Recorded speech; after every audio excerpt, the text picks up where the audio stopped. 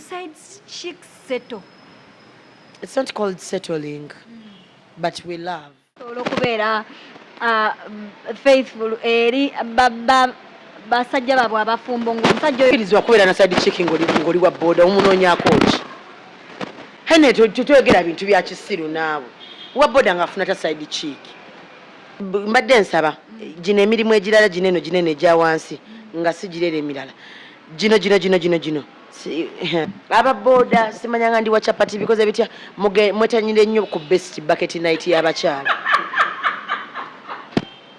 Musigaze naye noonya babayita noonya ba siitini kankosa olulimi lw'amawulire. Siitini abeerewo ku stand by ono bw'alwala onaddawo. Ogenda fiirwa omuntu agenda okujja kugamba will you marry me naddala g'omwana w'obwala ayagala obufumbo. atayagala like yegomba obufumbo akirabanga yagamba nti nali agadde okumpasa. Ezo red flags mulekerawo zibuusa amaaso simanyi oba mulinze raddu oba mulinze red simanyi.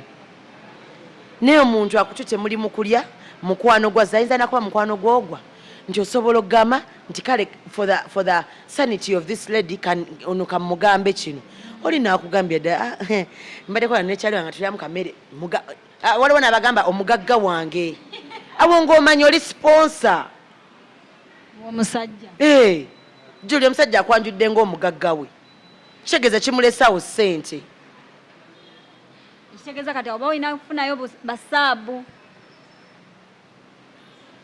Owaye Sugar, nina ekintu kye neebuuza ebbanga lino lyonna nze nkyebuuza. Do side chicks settle? It's not called settling, but we love. You love? Yes. We love and abantu bamistakinga nnyo ekigambo ky'okubeera side chick n'obwamalaaya oba okwetunda. Side chick ye mukazi ow'ebbali atalina intentions zikwononera amakaago nti ayagala akwate omusajja we amukutwalire amutwale forever. Era nga akuwa ekitiibwa kyo gwe ng'omukyala w'omumaki w'omumaka. Side chick tokkirizibwa kubira mukyala w'abendi ssimu kumutegeeza nti gy'oli owanga nnyo omwami w'abendi ekitiibwa tomukubira masimu kuleka nga kukubidde. Side chick bw'okeera ku makya n'ofuna olubuto manya oba ogenze kubeera second wife. Kyawukana second wife ne side chick. Gwe olaba ebigambo bifaanagana lwaki sigambe second wife ne second wife. Second wife ye mukyala yeefaananyizako omukyala ali mu maka naye nga just ono wakubiri. Okategedde? Mwembi mubeera abakyala boy omwami ne just omu yasookayo munne. Mwawukana namba. Kati side chick era asobola okubeerayo ne mwobwo obufumbo nga mwembi gye muli nga yali eno. Ate aba wakusatu yaba enamba yeri yokka. Special case. Beba abaana be batakubanga kibooko ku ssomero nga bazirika. Abaana be twasitula nga bala mwembwemwe. Ovuma. Abaana beesuulanga n'omulaba kati walungawo bano nina boyfriend aludde okunkwatako ne yeesuula mu puleepu boyfriend bunajja mbu ne babeera mu siikibbe mbu ne babeera mu ate ab'emizimu temwabalina emizimu gye abayambalwanga emizimu tetwabalina twalina bano abagwa. Waliwo abazirikanga ebyaddala ne wabaawo abazirika ebitali byaddala ne wabaawo abazirika emizimu okitegeera. So I want people to differentiate that. Bw'ozaalira omusajja oba ofuse second wife because ensonga lwaki yakufuna eba evuddewo yakufuna kwewonya oba stress oba kufuna kintu kiri different nga ewantu wemugenda okutuula kulya babiri bw'oyongerawo third party oba ofuuse ng'eri side. Abaami bagalako just n'akakyala temuliimu bya mwana temuliimu simayanga muganda wange agenda kujja kubeerako wano temuliimu simayanga maama yamize ekidomola temuliimu omwana wa ssenga wange gundi yamize ebbaafu. Tegeeza side chick mu relationship yeefaako yekka mulimu kirala good kati awo omusajja aba agenda kunyiza tagenda kuyamba taata no anti ebizibu biri abasajja kwe babireeta mu magezi ate ebiseera ebisinga babeerera ne ssente omusajja zamuwadde omanya nti no bebi waba mpadde $1,000,000 wesotingira ebizibu aleme kuwa $1,000,000 ate omukubira omugambe nti ate twafiiriddwa ate nga yakuwadde ssente mubalirira n'okubalirira wulira bebinyiza abasajja by the way musajja akuwa ssente ovudde obadde naye akuwadde $1,500,000 akuwadde $1,000,000 oluusi akolere ne bizinesi wojja ssente ate omukubira omugamba nti nno nina ssenga wange daddu yamukubye yasiridde yaweddewo tugenda kumuziika kozesa ziri ssente wakirika kunonye nga toliwo omugambe by the way nadde nafiiriddwa ndi eno biki kati awogenda okudda nga kimanyi wafiiriddwa kati yeetaaga okwongera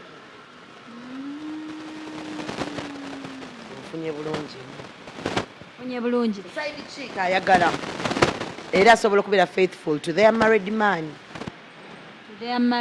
yes kati n'obanga nze nti I'm faithful to my married man I don't cheat on my married man gwe nnina kati ye married man oyo aba ye teyakucheatingako atancheatingako kubanga balina basangawo era bwagenda eri tekikuluma kubanga jjukira era nsiibula gyagenda era natuuka ku geeti buli musajja alina side chick bw'atuuka mu parking y'ewaka balina eddakiika ze basooka ne batuulako awo mu mmotoka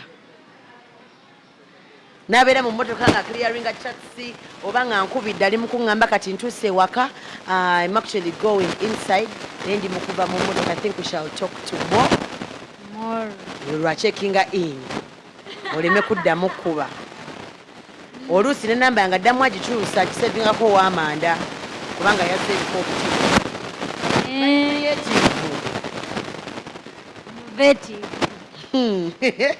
okategedde buli musajja omufumbo alina eddakiika z'abeerako mu paakingi bwemba nnimba linda bbaawo ng'akomawo olabe eddakiika z'anamala mu paakingi emmotoka ogiwulira ne mugigulira geeti n'asooka n'awummulako kaawo tereeza bw'oba weerabidde ekintu mu mmotoka baside chick bano basobola okubeera faithful eri basajja babwe abafumbo ng'omusajja oyo wabwe ate okkirizibwa kubeera na side chick ng'oli wa boda omunoonyaako ki hene tetwegera bintu bya kisiru naawe wa boda ng'afuna ta side chick ate yes tokiddamu kireke qualities ez'omuntu okufuna side chick ziri biddamu kati mbadde nsaba gino emirimu egirala gineno ginene egya wansi nga si girera emirala gino lwakuba banayo ondetedde okuyise osetinze naye kale ababoda simanyanga ndi wa chapati bikoze bitya mwetanyire nnyo ku best bucket night y'abakyala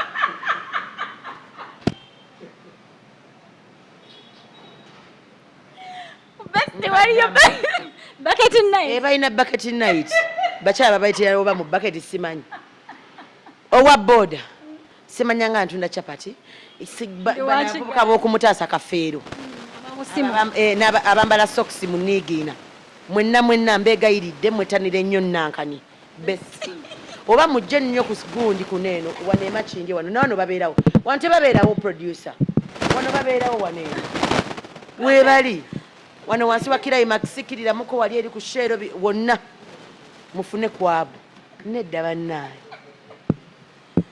ekitegeeza bucket night bo balina okubanga babeere satisfied eyo bana bawano banena mwe bali shoti simanga bikoze bitya ey'ettaano ey'ebbiri ebitaano bawula n'okuwola tubeere nnyo eno bannaye totabika gundi bantu ba mmeeza kuba tabikamu gundi ba ordinary abemmeeza be